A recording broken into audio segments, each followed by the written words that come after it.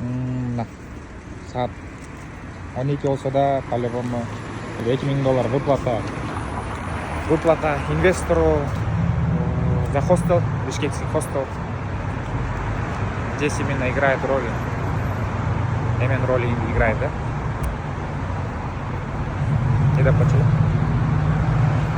Не. Яхта не важный, яхта репутация важный, да? Договорду до конца аткарган.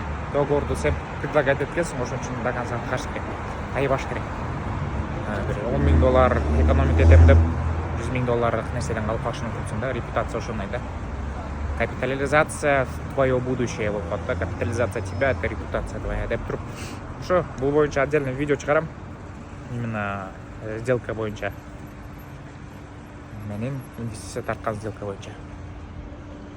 А так, жашоо кайф, Кудайга шүгүр. Кудайга шүгүр, всегда Кудайга шүгүр.